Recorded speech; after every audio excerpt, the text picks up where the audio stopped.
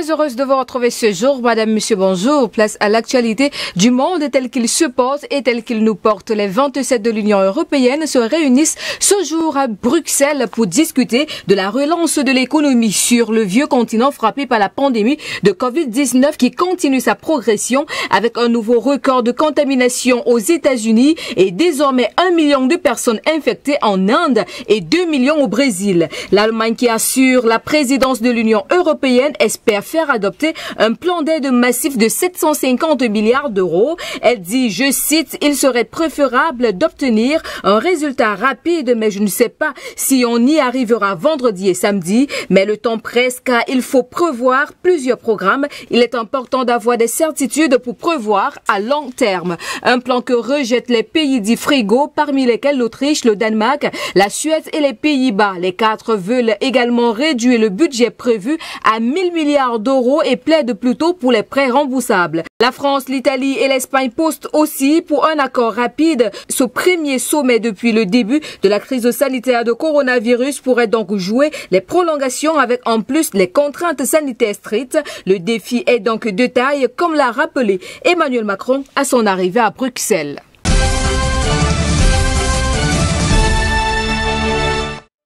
Et puis la justice européenne invalide le dispositif de transfert des données personnelles entre l'Union et les États-Unis. Une plainte par un ressortissant autrichien contre Facebook est à l'origine de cette affaire. Il estime que les données européennes exportées vers les États-Unis ne sont pas suffisamment encadrées sur place par la loi américaine. La Cour de justice confirme que le bouclier de protection des données ne permet pas d'accorder une sauvegarde adéquate de ces informations personnelles. Cet arrêt devrait entraîner une révision en profondeur de l'accord entre l'Union et Washington. La Commission européenne analysera et adoptera désormais le bouclier de protection de ces données. La vice-présidente de l'institution, Vera Jouroda, estime que cet arrêt donne des conseils précieux et assure que l'outil réactualisé sera en toute conformité avec cette décision. Washington ne cache pas sa déception, même son de cloche de la part du lobby qui représente les grandes entreprises technologiques à Bruxelles et dénonce désormais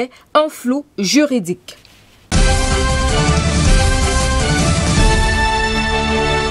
Le Royaume-Uni a-t-il été berné par les États-Unis? C'est la question rhétorique posée amèrement par la Chine, alors que la Grande-Bretagne a exclu les équipements de Huawei de son réseau 5G ce mardi. La décision a été saluée à Washington par la voix de Mike Pompeo, mais jugée inacceptable par la seconde puissance mondiale. Elle prendra des mesures pour défendre les entreprises chinoises, a fait savoir sa diplomatie en ces termes, je cite, « Cela n'est pas le problème d'une entreprise ou d'une industrie, mais le problème est le fait que le Royaume-Uni politise les questions commerciales et technologiques. Quel qu'en soit le prix, la Maison-Blanche a soupçonné Huawei de rendre des comptes au Parti communiste chinois, donc d'espionnage potentiel au profit de Pékin. Donald Trump s'est vanté d'avoir influencé la décision britannique. Le gouvernement britannique évoque, lui, des problèmes techniques liés à la sécurité en raison justement des sanctions américaines. À Londres, on tente d'éviter les tensions commerciales avec Pékin en pleine négociation de sortie de l'Union européenne. Les firmes finlandaises Nokia et suédoises Ericsson ont fait savoir qu'elles étaient disposées à prendre le relais de Huawei au Royaume-Uni. Les opérateurs, en revanche, ont mal accueilli la nouvelle. Pour Vodafone, par exemple, cette décision retardera encore le déploiement de la 5G dans le pays.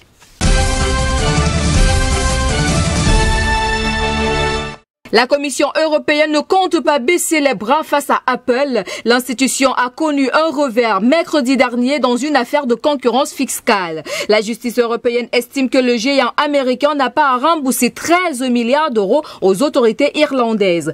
Pour le moment, la vice-présidente de la Commission européenne a le temps d'analyser cette décision, mais elle assure qu'il n'est pas question de tout abandonner. La Commission a condamné en 2016 Apple pour des avantages fiscaux considérés comme des aides d'État illégale. Un recours est toujours possible pour l'institution européenne. Toutefois, si elle décidait de faire appel et si les juges lui donnent tort, une nouvelle fois, ce sera alors à la Commission européenne de payer la note.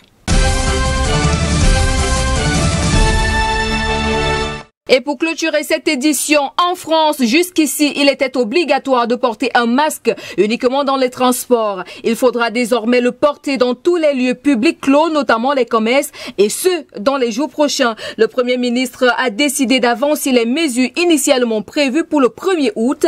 Pour déterminer les lieux concernés, le décret devrait se baser sur la liste des EAP, les établissements recevant du public, commerce, administration, salles de sport, de spectacle, de cinéma, bibliothèque, lieu de culte également. La mesure semble très accueillie. Jean Castex a également indiqué que les protocoles sanitaires pourraient évoluer dans les locaux privés de certaines activités professionnelles.